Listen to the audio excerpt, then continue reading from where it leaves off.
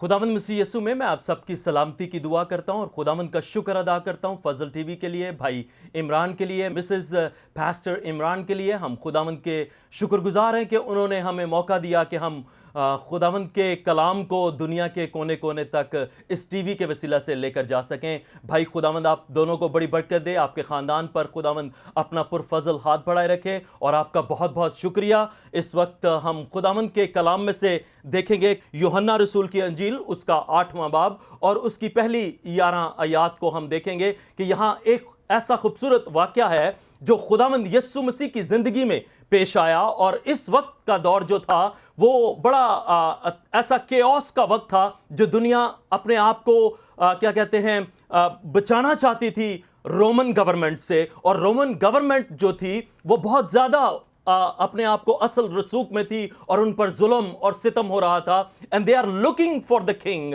They are looking for the redemption, they are looking for something that they can get everlasting life. वो दाऊद के असल और तख्त की तलाश में थे। और लिखा है खुदावंद यीशु मसीह को जब उन्होंने देखा तो उनकी अंदर एक आस पैदा हुई, उनके अंदर एक ईमान पैदा हुआ, उनके अंदर एक ऐसा जोर पैदा हुआ कि शायद ये वो शख्स है जो दाऊद के असल और तख्त पर बैठे और हमें बादशाही अता करेगा और हम दोबारा पूरी दुनिया पर राज करेंगे। सो हम आज के कलाम में से देखते हैं कि खुदावंद यीशु मसीह की जिंदगी में यह खूबसूरत वाकया रूनुमा हुआ जो हम आज देखते हैं। कलाम मुकद्दस की ये 11 आयात ऐसी हैं जिसमें एक खानदान के ताल्लुक से बयान किया गया है। खानदान के ताल्लुक से जानना आज हमारी जिंदगी में बहुत जरूरी अहमियत रखता है, क्योंकि खानदानों को इब्लीस तबाह कर रहा है। खानदानों में आज फ्रिक्शन है, खानदान डिस्ट्रॉय हो रहे हैं, खानदान आजकल एक दूसरे के साथ मोहब्बत से पेश नहीं आ रहे। सो आज एक ऐसे ही खानदान को मैं आपके सामने पेश करूंगा खुदावंद यीशु मसीह के नाम से और खुदावंद यीशु मसीह के जोर से और पाक रूह की कुव्वत से और खुदा के कलाम से हम सब सीखेंगे। आप सबको मैं खुशामदीद कहता हूं और खुदावंद यीशु मसीह में आपकी सलामती चाहता हूं। खुदावंद का कलाम यूं फरमाता है यूहन्ना की अंजील उसके 8वें बाब में कि खुदावंद यीशु मसीह हैकल में तालीम दे रहे थे और यह वक्त जो था फीस्ट ईद क़याम का वक्त था, यानी पहले फलों की ईद का वक्त था। और यीशु मसीह यरूशलेम में आए हुए थे। अगर आप 7वें बाब में जाएं तो वहां से आप इसको पिक कर सकते हैं कि 7वें बाब से यीशु मसीह के पीछे एक बहुत बड़ी भीड़ जो है यीशु मसीह को फॉलो कर रही थी। उसका रीजन यह था कि वो यीशु मसीह को इस तरह देखते थे कि he was a young man, वो एक नौजवान शख्स है और उसके अंदर एक ऐसी कुव्वत है जो आम फकीयों और फरीसियों और रबी में उनको नजर नहीं आती थी। सो हम खुदावंद का शुक्र अदा करते हैं कि खुदा बाप ने अपने बेटे को इस दुनिया में पुरफजल और कुव्वत बख्श कलाम देकर, क्योंकि वो खुद कलाम था इसलिए वो कलाम पेश करते थे और बदरुएं कांपती थी, मुर्दे जिंदा होते थे और लंगड़े चलते थे, अंधे आंखें रखते थे। सो ये खुदावंद की कुदरत को देखकर लोग उनको फॉलो कर रहे थे। सो लिखा है बहुत सी बदरुएं चलाकर कहती थी कि आए खुदा ताला के बेटे, तू हमें वक्त से पहले क्यों मारने आ गया है। सो खुदावंद का कलाम जो है वो पुरफजल था, पुर ताकत था, पुर जोर था, पुर असर था, जो जिंदगियों को तब्दील कर रहा था। जिंदगियां तब्दील हो रही थी क्योंकि फकीयों और फरीसियों और हैकल के मेन जो पास्टर थे, जो हाई प्रीस्ट था, उसके पास भी ऐसा कलाम नहीं था, ऐसी अथॉरिटी नहीं थी। हैरान थे लोग कि यीशु मसीह की अथॉरिटी को देखकर, यीशु मसीह की कुदरत को देख के, यीशु मसीह के कामों को देखकर, यीशु मसीह की कुव्वत को देखकर वो हैरान होते थे कि बदरुएं कांपती हैं और कैसे वो अथॉरिटी से कलाम पेश करते हैं। सो इसी अथॉरिटी की वजह से फकी और फरीसी यीशु मसीह के खिलाफ हो गए और उन्होंने एक प्लान तैयार किया कि हम यीशु मसीह को गिरफ्तार करवा देते हैं और रोमन गवर्नमेंट की जेल में उन्हें बंद करवा देते हैं। सो ये एक ऐसा प्लान था जो फकियों और फरीसियों ने तैयार किया ताकि यीशु मसीह को पकड़ सकें। सो जब आप 8वें बाब में आते हो तो वहां एक किस्सा नजर आता है। यीशु मसीह तालीम दे रहे हैं और लोग तालीम को सुन रहे हैं और इसी दौरान फकी और फरीसी और बहुत बड़ा हजूम जो है फकी फरीसी इकट्ठा करके यीशु मसीह के पास लाते हैं। और जब यीशु मसीह के पास आते हैं तो वो एक औरत को पकड़ कर लाते हैं और एक औरत को जब पकड़ कर लाते हैं तो उसे कहते हैं कि ये ऐन वक्त के मुताबिक जो है ये इस औरत को हमने पकड़ लिया है। सो यीशु मसीह उनकी सारी गुफ्तगू को, उनके सारे इल्जामों को, उनकी सारी इन एलिगेशंस को, उन तमाम चीजों को जो वो उस औरत के लिए बोल रहे थे बुरी भली और उसके लिए कैसी कैसी बातें कर रहे थे, वो तमाम चीज़ें यीशु मसीह सुन रहे थे। इसके बावजूद यीशु मसीह का कलाम ये फरमाता है यूहन्ना की इंजील उसके 8वें बाब में और उसकी 3 और 4 आयत में कि यीशु मसीह नीचे झुककर कुछ ज़मीन पर बनाना शुरू करते हैं। खुदावंद यीशु मसीह को अगर आप गौर से देखें, ही हैज़ अ पेशेंट। इसलिए पौलुस रसूल कहता है कि मोहब्बत है तो मोहब्बत साबिर है। सो यीशु मसीह मोहब्बत का सरचश्मा थे और वो अपने अंदर पेशेंट रखते थे, वो सब्र रखते थे। उन्होंने सब्र से काम किया और किसी को कोई जवाब ना दिया, वो चलाते रहे। वो औरत पर इल्ज़ाम लगाते रहे, वो औरत को घसीट कर लेकर आए, वो औरत की बेहुरमती कर रहे थे और लिखा है कि उसको ऐन वक्त पर उन्होंने पकड़ लिया और वो तमाम इल्ज़ाम यीशु मसीह के ऊपर लगा रहे थे। और यीशु मसीह ज़मीन पर बैठकर उन तमाम चीज़ों को ऑब्जर्व कर रहे थे और देख रहे थे। क्यों ऐसा कर रहे थे? वो चाहते थे कि जो कुछ ये कह सकते हैं, जो कुछ ये इल्ज़ाम लगा सकते हैं, जो कुछ भी ये इस औरत के लिए कह सकते और कर सकते हैं, कर लें। फिर इनका जब गुस्सा ठंडा होगा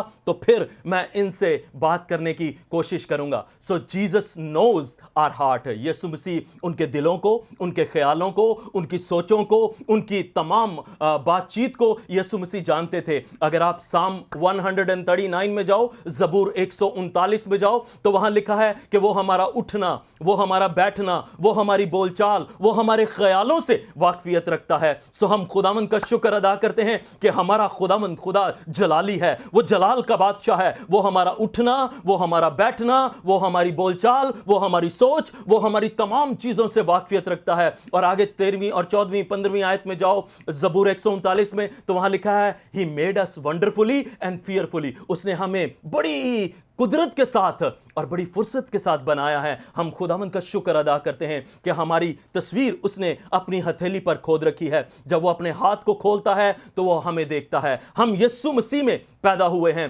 क्योंकि जितनों ने यीशु मसीह को कबूल किया उन सबको उसने हक बख्शा कि वो खुदा ताला के बेटे और बेटियां कहलाएं। यूहन्ना की इंजील उसका 1 बाब और उसकी 12वीं और 13वीं आयत में ये बात लिखी हुई है कि हम सब मसीह यीशु पर ईमान लाए और उसके वसीला से हम उसके फजल में उसके फर्जंद बने। सो खुदावंद यीशु मसीह इस औरत को अपनी फर्जंदियत में रखे हुए हैं, उसे एज अ बेटी अपनी जिंदगी में देख रहे हैं और उसे एज अ चर्च अपनी जिंदगी में ले रहे हैं। क्योंकि चर्च को ही नहीं कहा गया, चर्च को शी कहा गया है, यानी लड़की से तशबीह दी गई है, यानी औरत से तशबीह दी गई है। यानी हम मसीह यीशु की दुल्हन है, कलीसिया मसीह यीशु की दुल्हन है और मसीह हमारा सर है। और यीशु मसीह दोबारा अपनी कलीसिया को, अपनी दुल्हन को लेने आ रहा है। और यहां फकी और फरीसी यीशु मसीह के खिलाफ ये तमाम एलिगेशन जो हैं वो लगाए हुए, उस औरत पर लगाए हुए यीशु मसीह को घेरने की कोशिश कर रहे हैं, यीशु मसीह पर इल्जामात लगाने की कोशिश में है। क्योंकि शरीयत में लिखा है, अगर आप बुक ऑफ डिटोनॉमी यानी इस्तिश्ना की किताब में जाओगे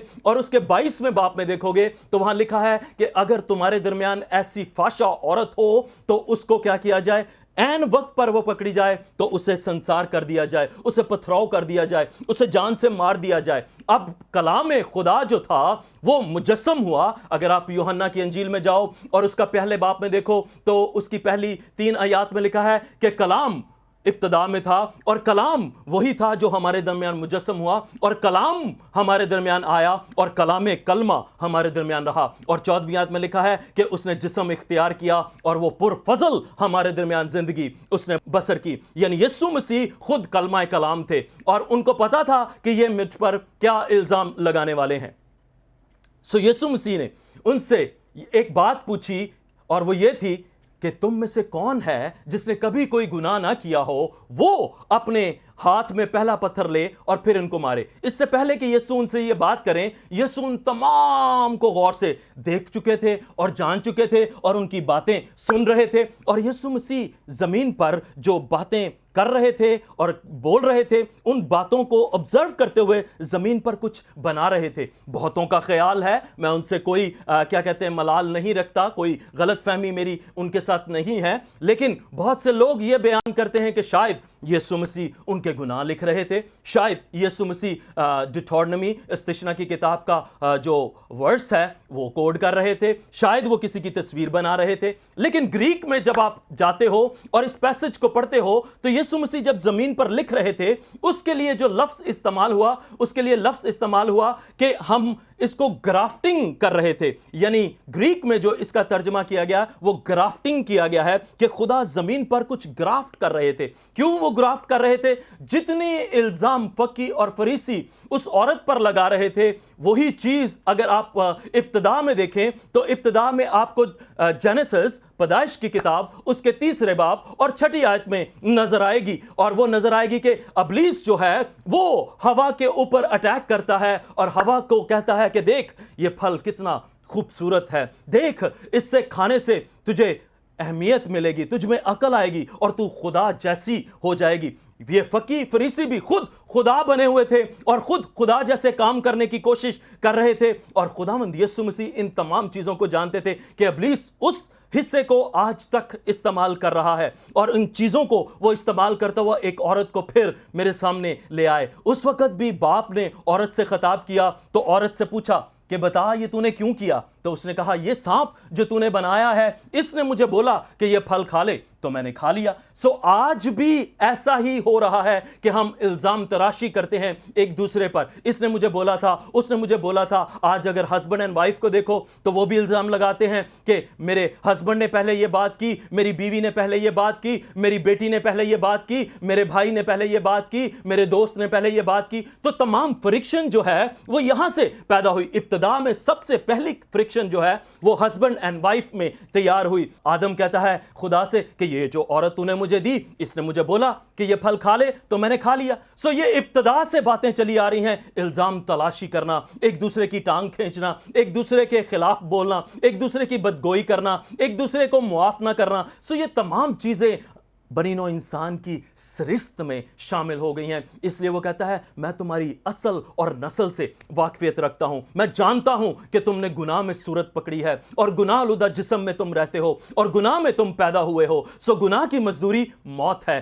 اسی پیٹرن کو رکھتے ہوئے خداوند یسوع مسیح سے وہ گفتگو کر رہے ہیں. فقی اور فریسی آ کر یسوع مسیح کو کہتے ہیں کہ ہمیں تو موسیٰ نے یہ بولا تھا کہ اگر کوئی ایسا عین وقت کے مطابق پکڑا جائے تو اس کو سنسار کر دیا جائے، اسے جان سے مار دیا جائے. اب سوال یہ پیدا ہوتا ہے کہ جب موسیٰ نے کلام کیا تھا، جب موسیٰ کو کلام ملا تھا یا لا ملا تھا یا شریعت ملی تھی تو اس وقت یہ بولا گیا تھا کہ جو عین وقت کے مطابق دونوں پکڑے جائیں، دونوں یعنی میل اینڈ فیمیل. یہاں پر تو صرف فیمیل تھی، یہاں تو صرف عورت تھی. تو خداوند یسوع مسیح ان باتوں کو آبزرو کر رہے تھے، وہ جانچ رہے تھے، اور خداوند یسوع مسیح ان تمام کے غصے کو ٹھنڈا کر رہے تھے اور وہ زمین پر کچھ بنا رہے تھے. اور زمین سے بنانے کا مطلب یہ ہے کہ بنی نوع انسان کو وہ بتا رہے تھے کہ تو مٹی سے لیا گیا ہے. And I am the creator. I know who you are.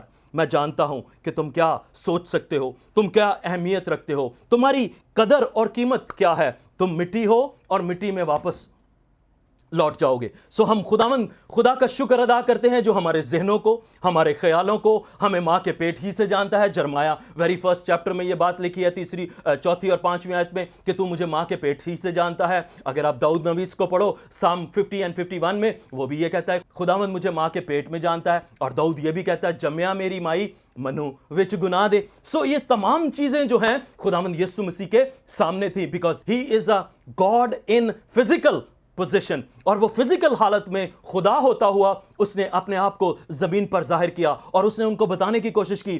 سنو بھائیوں اور بہنوں، سنو فقیوں اور فریسیوں، سنو ہجوموں، I am the creator, I am the God. اس لیے یوحنا کی انجیل میں 7 دفعہ آیا ہے I am the bread, I am the life, I am the light, I am the water, I am the bread who came down, I am the resurrection. یہ تمام چیزیں جو ہیں بائبل مقدس میں ہمیں بتاتی ہیں کہ ہمارا جو ایمان ہے وہ یسوع مسیح پر ہے، اور مسیح کے بغیر ہم بادشاہی میں داخل نہیں ہو سکتے، ہم آسمانوں میں نہیں داخل ہو سکتے. He is the only way that you can go. He said I am the door, I am the good shepherd. ہمیں خداوند کا کلام بار بار بتاتا ہے کہ ہمیں یسوع کو پہچاننا رہنا ہے, ہمیں ابلیس کی باتوں کے پر غور نہیں کرنا. یس, یہ ہجوم اٹھیں گے, یہ بہت سی بڑے بڑے خیال رکھنے والے, بہت سی چیزیں جاننے والے لوگ آئیں گے, بہت سے اپنے آپ کو عقل مند سمجھنے والے لوگ جو ہیں وہ بھی آپ پر الزام لگائیں گے, لیکن مبارک ہیں وہ جو آخر تک برداشت کرتے ہیں, کیونکہ تو جان دینے تک بھی وفادار ہے. مکاشفہ کی کتاب اس کا 2 باب اور 10ویں آیت میں لکھا ہے, تو جان دینے تک بھی وفادار رہے, زندگی کا تاج تجھے عطا کروں گا. یہاں فقی اور فریسی الزام لگاتے رہے, یسوع اپنا کام کرتا رہا, اور لکھا ہے جب وہ تھوڑا سا ہجوم کا غصہ ٹھنڈا ہوا تو یسوع مسیح کھڑا ہوا. اگر آپ 7ویں اور 8ویں آیت میں جاؤ گے یوحنا کی انجیل 8ویں چیپٹر کی, تو وہاں لکھا ہے یسوع کھڑا ہو کر ان کے سامنے ان کی آنکھوں میں آنکھیں ڈال کر کہتا ہے, اگر تم میں سے کوئی ایسا ہو جس نے کوئی گناہ نہ کیا ہو, وہ اٹھے اور وہ اس عورت پر پہلا پتھر پھینکے. کیوں یسوع مسیح نے ایسا بولا؟ کیونکہ یسوع مسیح کو وہ پھنسانا چاہتے تھے. یسوع مسیح نے الٹا ان کو ان کے ہی جال میں پھنسا دیا, اور وہ اس بات پر مجبور ہو گئے کہ اب ہم کیا بولیں, ہم یہ بولیں کہ ہم نے کبھی گناہ نہیں کیا. وہ یسوع مسیح کو کیوں پھنسانا چاہ رہے تھے؟ کہ اگر یسوع مسیح اپنے کلام کو جانتے ہیں, کیونکہ وہ کہتا ہے میں کلمہ خدا ہوں, میں خود خدا ہوں, I am the son of God, I came from heaven. فقی اس بات سے حیران تھے اور وہ اس بات کا برا مناتے تھے جب یسوع مسیح کہتے تھے I am, جب یسوع مسیح استعمال کرتے تھے I am the God, I am the Godhead, I am the Son of God who came down from heaven, yes my father lived in heaven. وہ اس بات سے بڑا غصہ کرتے تھے کہ ایسا ممکن نہیں ہو سکتا, کیونکہ کوئی بھی گلیل سے ابھی تک نبی پیدا نہیں ہوا, اور یہ کیسے ممکن ہے کہ تو گلیل سے اٹھ کر آیا ہے, ناصرت سے اٹھ کر آیا اور ہمیں سکھانے کی کوشش کر رہا ہے. تو کبھی کسی سکول نہیں گیا, ہم تیرے ماں باپ کو بھی جانتے ہیں, ہم تیرے گھر کو بھی جانتے ہیں, ایسا ممکن ہی نہیں ہو سکتا.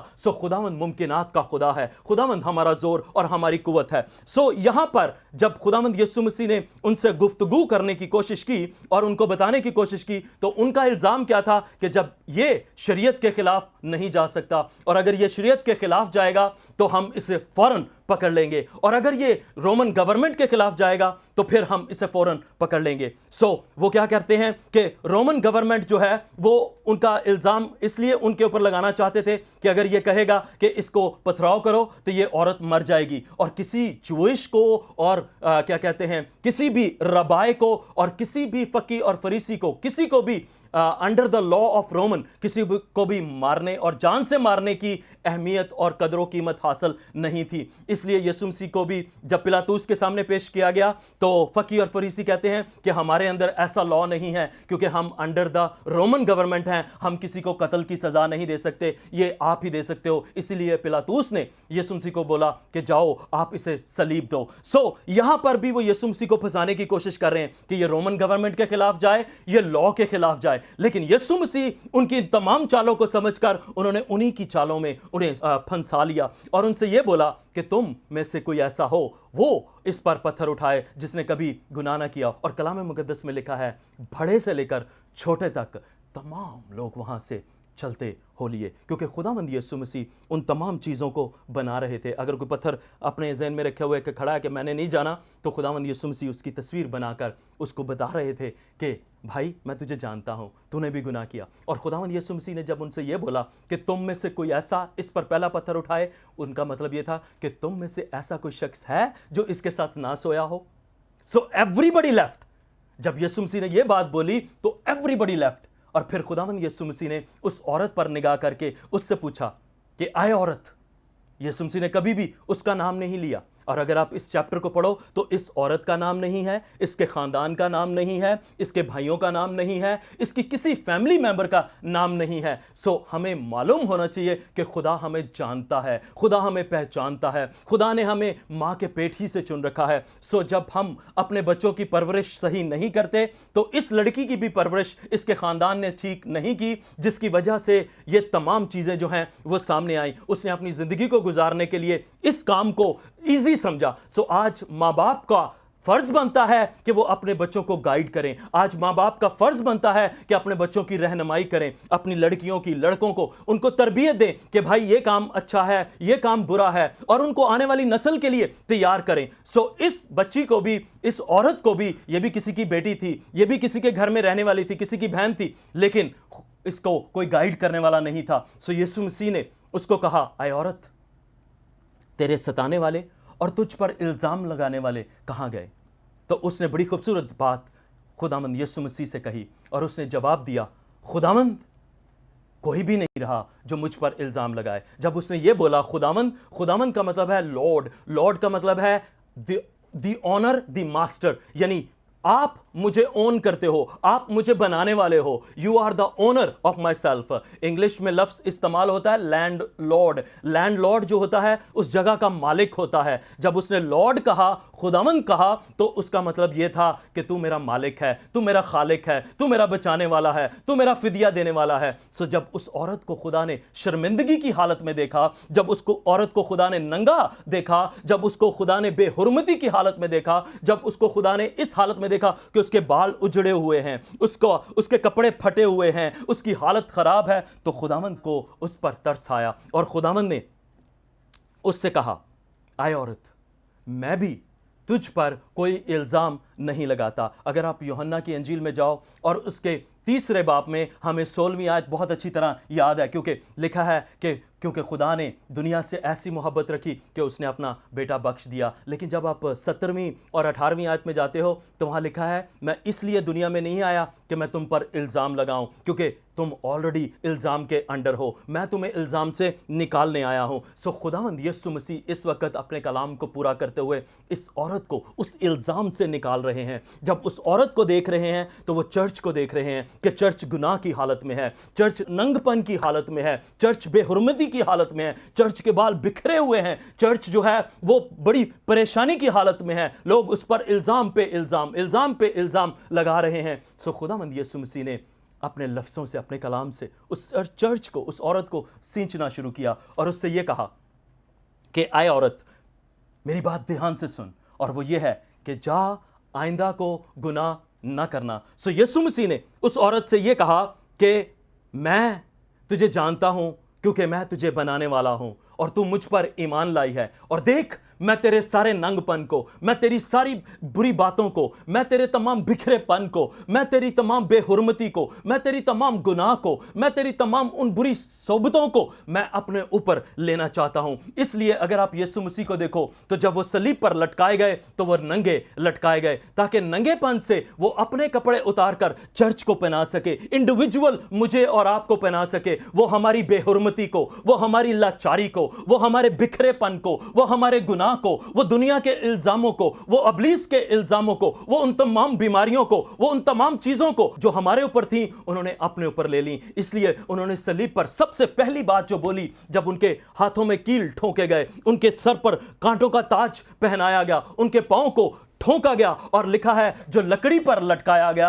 अगर आप गलेशियन की बुक में जाएं और उसके 3 और 4 बाब में लिखा है जो लकड़ी पर लटकाया गया वो लानती बन गया। सो यीशु मसीह ने हमारे सारे गुनाहों को, हमारी सारी बीमारियों को, हमारे सारे लठ को, हमारी सारी लानत को, हमारी सारी उन कमजोरियों को उसने अपने ऊपर बरबला तमाशा बनाकर सलीब पर लटका दिया और वो नंगे लटकाए गए। और उन्होंने बाप से यह दरख्वास्त की कि ऐ बाप, इनको मुआफ कर क्योंकि ये नहीं जानते कि ये क्या करते हैं। सो इस औरत को खुदावंद यीशु मसीह ने क्या बोला? जा आए औरत, आइंदा को गुनाह ना करना। यानी यीशु मसीह जानते थे कि इसने गुनाह किया है और इसने अब मुझे कबूल कर लिया है, और इसका ये वाला गुनाह और इसका पास्ट का गुनाह, इसका प्रेजेंट का गुनाह, और अगर ये आगे को भी गुनाह करेगी तो मैं फिर भी जब ये मुआफ़ी मांगेगी तो मैं इसे मुआफ़ करूंगा। सो आज का कलाम मुझे और आपको ये बताता है कि हमें यीशु के पास आना है, हमें यीशु से ये कहना है, yes I have made a mess, yes I खुदावंद मैंने गुनाह किया है, ऐ खुदावंद मेरे ऊपर इल्ज़ामात हैं, मैं खुदावंद बिखरा पड़ा हूं, ऐ खुदावंद मैं तंगी में हूं, ऐ खुदावंद मैं मुसीबत में हूं, मैं बीमारी में हूं। सो खुदावंद कहता है मेरे मार खाने से तुमने नजात पाई है, तुमने शिफा पाई है। आओ आज खुदावंद को पहन लो, आओ आज खुदावंद के साथ चलना शुरू हो, आओ आज खुदावंद से कहना शुरू करो, खुदावंद तेरा शुक्र हो कि तूने मुझे नजात दी है। खुदावंद आपको ये कह रहा है, बहन, भाई, बेटे, बहू, आइंदा को गुनाह ना करना, यीशु मसीह के पास आ जाओ, यीशु मसीह को पहन लो। यीशु हमारे सारे लठ को अपने ऊपर ले चुका है। सो खुदावंद आपको बरकत दे, खुदावंद में आप सबकी सलामती हो, और खुदावंद में आप तरोताज़ा रहो, और हमेशा आप फजल टीवी देखते रहें और खुदावंद में बढ़ते रहें। मैं एक बार फिर भाई इमरान का और उनकी मिसेस का और उनकी तमाम टीम का, कैमरामैन का और तमाम इस स्टूडियो का शुक्रगुजार हूं कि उन्होंने हमें मौका दिया कि हम खुदावंद के कलाम को आपके सामने पेश करें। खुदावंद का शुक्र हो और खुदावंद आप सबको बरकत दे, और आप हमेशा खुदावंद में तरोताज़ा रहें और खुदावंद में मजबूत से मजबूत होते चले जाएं। खुदावंद की सलामती हो आप सबके साथ। آمین.